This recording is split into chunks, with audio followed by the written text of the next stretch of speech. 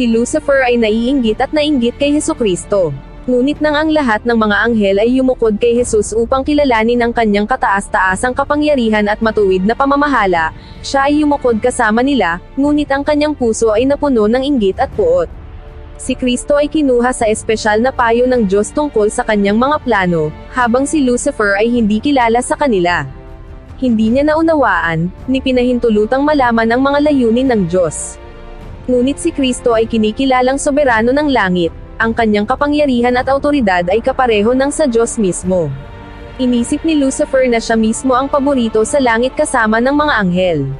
Siya ay lubos na dinakila, ngunit hindi ito nagdulot sa kanya ng pasasalamat at papuri sa kanyang mailalang. Siya ay naghangad sa taas ng Diyos mismo.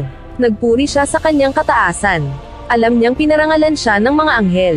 Mayroon siyang espesyal na misyon na dapat isagawa. Siya ay malapit sa dakilang lumikha, at ang walang tigil na mga sinag ng maluwalhating liwanag na bumabalot sa walang hanggang Diyos ay sumikat lalo na sa kanya.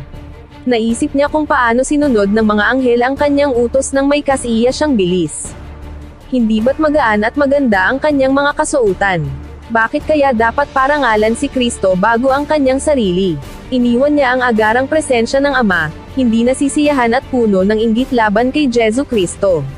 Itinatago ang kanyang tunay na layunin, tinipon niya ang hukbo ng mga anghel. Ipinakilala niya ang kanyang paksa, na siya mismo.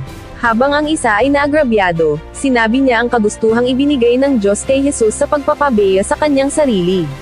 Sinabi niya sa kanila na simula ngayon lahat ng matamis na kalayaang tinatamasa ng mga anghel ay nasa wakas. Sapagkat hindi bagay tinalaga sa kanila ang isang tagapamahala, na mula ngayon ay dapat nilang bigyan ng parangal na parangal.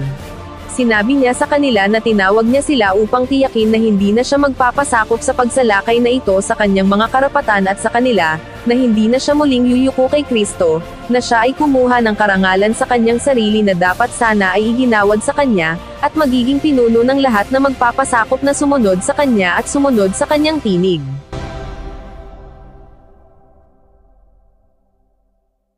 Maraming salamat sa iyong panonood kapatid. Maaari mo pang suportahan ang aking YouTube channel, sa pamamagitan ng pag-like at pag-subscribe. God bless po sa iyo.